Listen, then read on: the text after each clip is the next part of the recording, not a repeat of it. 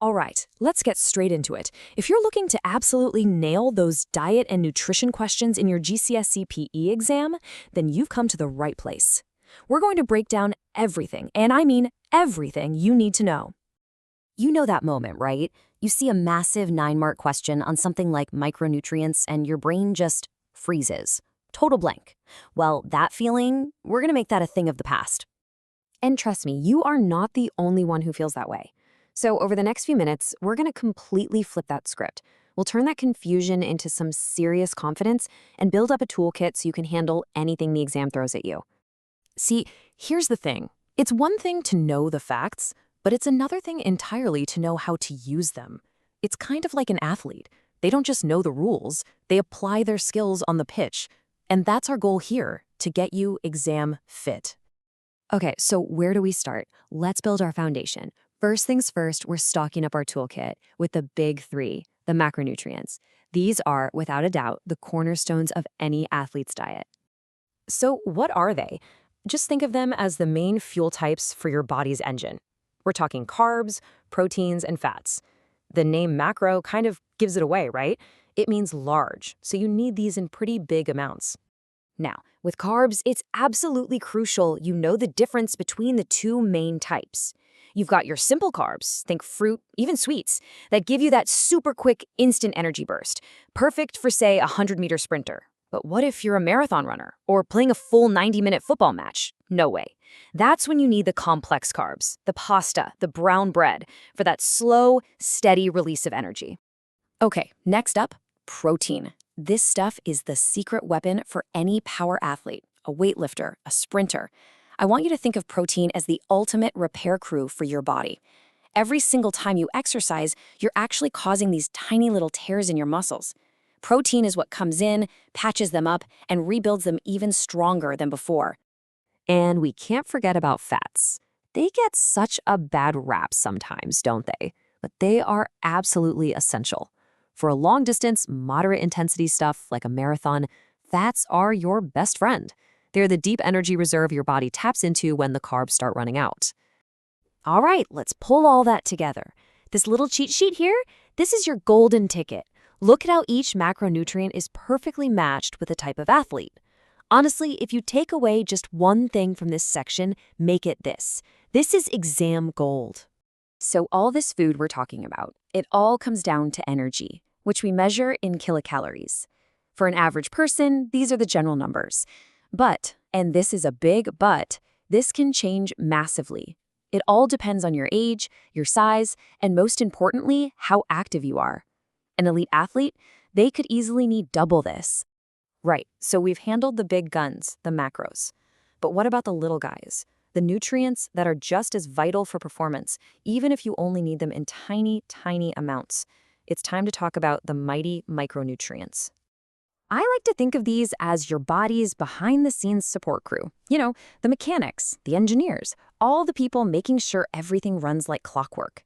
You might only need a small amount, but if you don't have them, believe me, the whole system just grinds to a halt.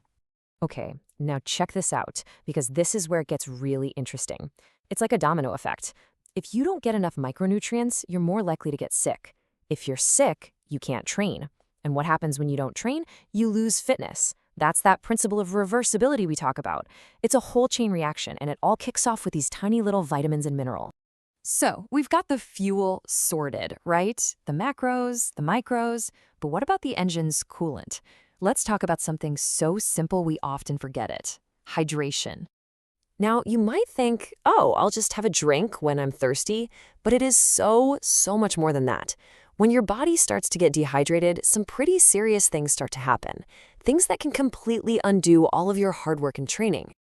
Just look at this list. When you're low on water, your blood actually starts to get thicker. It's crazy. That means your heart has to pump way harder just to get it around your body. Then come the muscle cramps, and your reaction times, they totally plummet. For any athlete, in any sport, this is just a recipe for disaster. Okay, so we've got the basics down. Now, let's level up. Let's look at how the pros, the elite athletes, actually play around with their diet to squeeze out every last bit of performance. This is where you get that competitive edge. Take carbohydrate loading, for example. For any endurance athlete, this is an absolute game changer.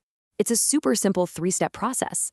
All they're doing is cramming their muscles and liver full of glycogen, which is just a fancy word for stored carbs. It's like starting a long car journey with a much, much bigger fuel tank. And for the power athletes, it's all about timing. The really crucial point here is that it's not just what you eat, it's when you eat it. Smashing a protein shake within an hour of your workout and then maybe having some more before bed, that gives your body all the building blocks it needs right when that muscle repair process is kicking into overdrive. Okay, this is it. This is the big one, the moment of truth in that exam hall. We're going to break down, step by step, exactly how to attack one of those big, scary questions to make sure you walk out with every single mark. So here's a classic example. Yeah, it looks a bit intimidating at first glance, right? But the key, always, is structure. A 9-mark question means they're looking for 3 solid points. Each one needs to be fully explained and, crucially, linked back to the sport in the question, in this case, hockey. And this is the structure the examiners want to see every single time. You might have heard it called the PEM method: point, explain, analyze. In proper exam language, that translates to AO1 for your basic knowledge, AO2 for applying it to the sport, and AO3 for explaining why it actually matters for performance. Let's put that into practice. Watch how we can build a perfect free mark point using this system. For AO1, you state a simple fact. Calcium is a mineral. Boom, 1 mark. For AO2, you apply it. It helps to strengthen bones. Easy. Then for AO3, you bring it all home. A hockey player with stronger bones is less likely to get a fracture. That means less time injured, more time training, and better performance. See?